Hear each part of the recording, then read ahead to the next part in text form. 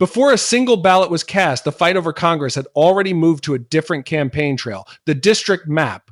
In Texas, Trump treated a potential redraw like routine maintenance, even though the lines can decide whose votes carry weight. The central question is simple. Are voters choosing representatives, or are representatives choosing voters first? When one of the most shameless presidents in US history made a pretty bold request of Texas to redraw their maps, and he was not shy about why he was asking. On Texas, how many more seats do you want the Republicans to draw? I think we get 5, and there could be some other states. We're going to get another 3 or 4 or 5 in addition. Texas would be the biggest one, and that'll be 5.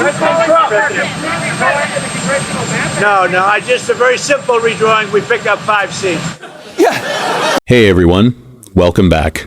Tonight's CNN panel starts with Mayor Mamdani's endorsement sweep in 3 New York Democrats. That bluntness matters because redistricting is not automatically a scandal. Populations change and districts are supposed to change with them. But the supplied material shows how the same tool can become a partisan weapon when the goal is stated in seat totals.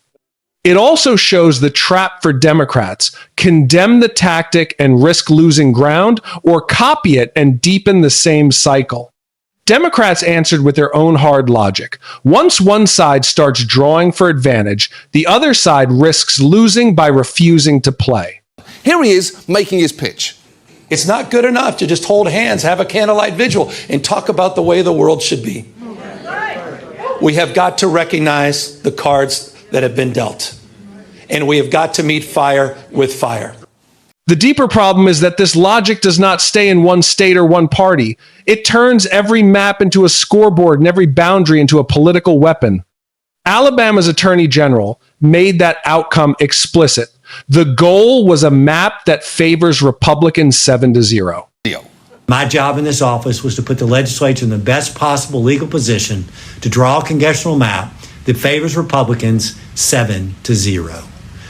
The deeper problem is that this logic does not stay in one state or one party.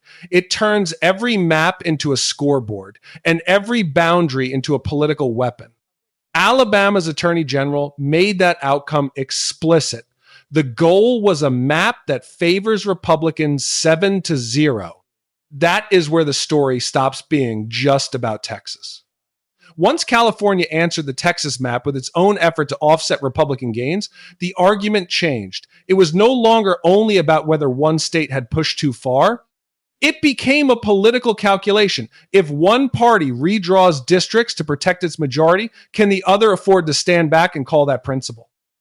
That is the logic behind meet fire with fire. It is not a promise to fix the system. It is an admission that the system may reward the side willing to use every available tool first. Redistricting, on paper, is routine. People move, cities grow, and districts have to change with the population. But the same process can produce very different outcomes depending on who controls the pen. A line drawn one way can keep a community together. Drawn another way, it can split that community across several districts until its voting power becomes smaller in all of them. That is why these fights are never really about ink, they are about leverage. After Texas, the material shows other states moving quickly. Missouri passed new congressional boundaries that could give Republicans another seat. North Carolina followed. In Virginia, Democrats considered a map that could heavily favor their own side. The cycle became easy to understand and hard to defend. Texas redraws, California responds, red states push further, blue states consider countermeasures. Every new map becomes an argument for the next one. And somewhere inside that political arms race is the voter, who may not realize that the most important decision about an election can be made long before Election Day. The tension becomes sharper when race enters the picture. In Louisiana, the transcript describes a Supreme Court ruling that led to a new map removing one majority black congressional district. State officials may argue that districts should not be organized around race. Critics focus on the effect. When communities that vote together are divided across several districts, their ability to elect candidates of their choice can disappear. That is the difference between intent and outcome. The material notes that Louisiana, Mississippi, and Alabama had not elected a black representative outside a majority black district. That does not settle every legal argument, but it explains why many voters see these districts as safeguards, not favors. Then came Tennessee, where a legislator said he was not aware that Memphis was predominantly African American. And in Alabama, the Attorney General described the goal in unusually direct terms: a map that favors Republicans 7-0. That statement cuts through the usual language of reform and legal process. It describes the result as a political score, 7-0.